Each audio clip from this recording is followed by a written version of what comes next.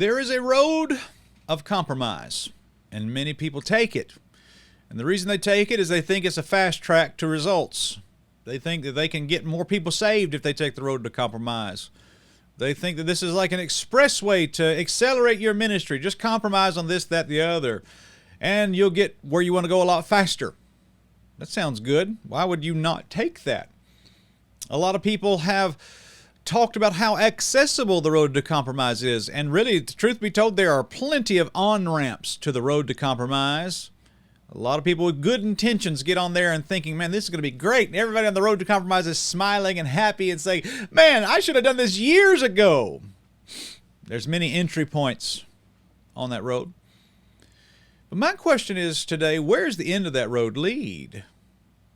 You take all the winding turns and you spend all the time on the road to compromise. Where does it always end up? I would dare say the road of compromise always leads to Rome. And the road to compromise will always put you at the foot of the Pope. And it may sound good and it may get you some good results, but it will destroy your testimony. It'll destroy your life, and it definitely will destroy the next generation. And Tim Keller is taking that road. Hey guys, your friend Spencer here. Tim Keller is a very popular evangelical author. I don't think he's an evangelical anymore. I think it's safe to call him a modernist at this point. But he tweeted this the other day about how Stephen Colbert handled this certain interview with this individual. And just, I mean, I thought to myself, this is the dumbest tweet I've ever seen this man do. But Tim Keller tweeted and said, this is a brilliant example of how to be a Christian in the public square. Notice the witness, but in a form the culture can handle. We should desire to have more Christians in these spaces and give them grace as they operate. First of all, I'm going to give you just a couple things and just tell you what I think here. Number one, Catholics are not Christians. Stephen Colbert is an open Catholic, and he says, I'm a Catholic and a Christian. Well, you can't be both. There's no such thing. Number two, I want you to say that this video is not witnessing. Tim Keller says, notice the witness. This video is not witnessing. That's a completely just terrible thing for him to say. Number three, compromise always leads to Rome. This is what Tim Keller's doing, endorsing this Catholic guy. And then also I want you to say that Christianity should never conform to the culture. Christianity should never conform to the culture. Okay, so this person asked about Stephen Colbert's faith. Now, if Stephen Colbert is saved, then everybody in the world is saved. This man lives such a loose, degenerate lifestyle, and the things that come out of his mouth regularly on an open basis, this man has absolutely no fruit of being born again by the Spirit of God. But I will say this. Someone was asking me earlier about what this relates to faith, because my faith is involved with, I'm a Christian and a Catholic, and that's always connected to the idea of love and sacrifice being somehow related, and giving yourself to other people, and that death is not defeat. Okay, so now what he's giving there is that love and sacrifice are always related, and death is not defeat. That's not a Christian concept per se. That's not the gospel. That's really not even orthodoxy. That's feel good gobbledygook is what that is. It really doesn't mean anything theologically. If you can see where I'm getting at there. Someone was asking me earlier, what movie did I really enjoy this year? And I said, well, I really like Belfast, which is Kenneth Branagh's story of his childhood. And one of the reasons I love it is that I'm Irish and Irish-American, and it's such an Irish movie, and I think this is also a Catholic thing, because it's funny and it's sad, and it's funny about being sad. In the same way, that sadness is like a little bit of an emotional death, but not a defeat if you can find a way to laugh about it.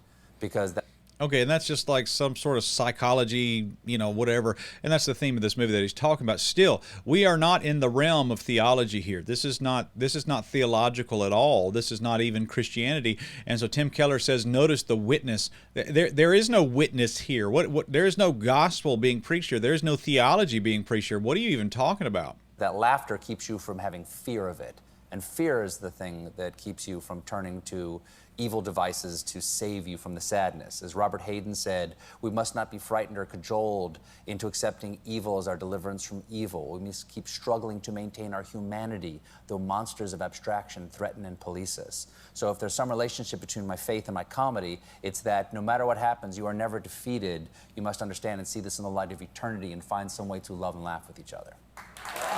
Okay, so basically what he's saying there philosophically is that laughter is some sort of antidote against evil. We must not fight evil with evil, but we have to find a way to maintain our humanity. And one of the ways we can do that is the idea of laughter and comedy. And listen, if you watch this channel, you know that I have a sense of humor, and I love to joke around and cut up, and I'm always sitting here thinking, writing jokes and skits in my mind and things like that. So I love humor, but humor and laughter is not the antidote to evil. The gospel is the antidote to evil. How do you make a wicked man not be wicked? It's not to make him laugh, because if you make a wicked man laugh, he's still wicked. But the way to make a wicked man not be wicked is to get him to trust Christ as his Savior. That is the gospel of Jesus Christ. And so when Tim Keller talks here about this witness, what is the message that he's using to witness to this young lady? It was the idea that laughter is the antidote to evil. I'm sorry, that is not the gospel. That is absolutely atrocious that Tim Keller would put his stamp of approval on this discourse right here and say that this is not a witness, Tim. What in the world are you talking about?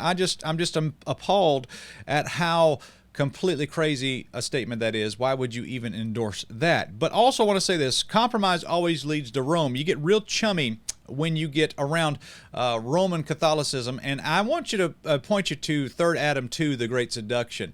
And in this documentary, we made a case here for you guys between the walls of orthodoxy and obedience. And what we have here is the wall, of course, let me just pull it up on the screen here. You have the wall of obedience, you have the wall of orthodoxy. Neo-evangelicals love to hide behind the wall of orthodoxy, but they reach over across with these seducing spirits here, and they are seduced by all that. Now, what happens is Tim Keller has been seduced by the spirit of just being nice and affirming to people that we disagree with, and he's being pulled across this line into mystery religion. Stephen Colbert is here in this mystery religion, and Tim Keller has been pulled across there. What he is doing is influencing an entire generation to believe that Stephen Colbert is a representation of the faith. And let me say also here, number 4, Christianity should not conform with the culture. I want you to see here, he said, notice the witness, but in a form the culture can handle. I'm sorry, but when I look at the book of Acts and the open-air preaching that's being done, I don't see the culture doing real well with that. I see people getting stoned. I see people losing their livelihoods. I see people being persecuted. I see people in the book of Acts, chapter number 8, being scattered abroad because of the persecution going on at that time.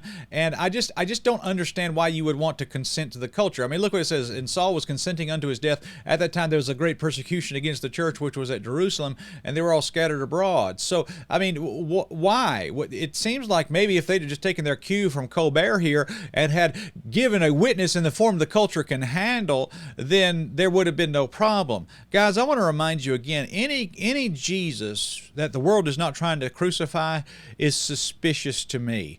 Any Jesus that the world is not trying to crucify is suspicious to me. And so Christianity and the culture will never be compatible, ever. There is no such thing. The world is going this way and God is going this way, and there is no compatibility there. It's like oil and water. It just doesn't work. And so for Tim Keller to make this statement is really a dangerous thing, and Tim Keller is showing all kinds of bad fruit. I think he's going into modernism. I think he probably always was a modernist. But it's time that evangelicalism sharpen their discernment and realize that we need to go back to the Bible and just do what the Bible says, and stop trying to be relevant, stop trying to get on the road to compromise, and stop trying to fast track your ministry, trying to be more acceptable in a world that hates God. Stop trying to be relevant and cool and hip in a world that is against Christ and could care less. That's the problem. That's the problem today. We're trying to make Jesus palatable. And truth be told, our job, as Vance Havner used to say, our job is to not to make the gospel acceptable. Our job is to make the gospel available. Guys, we hope that you guys have a good day. We love you all. Subscribe to this channel. Take a moment. If you look below and there's a red subscribe button below this video, that means you're not subscribed to this channel. So go ahead and hit that subscribe button. Hit the like button as well. And we appreciate you guys, and we will talk to you guys very soon. Have a good day.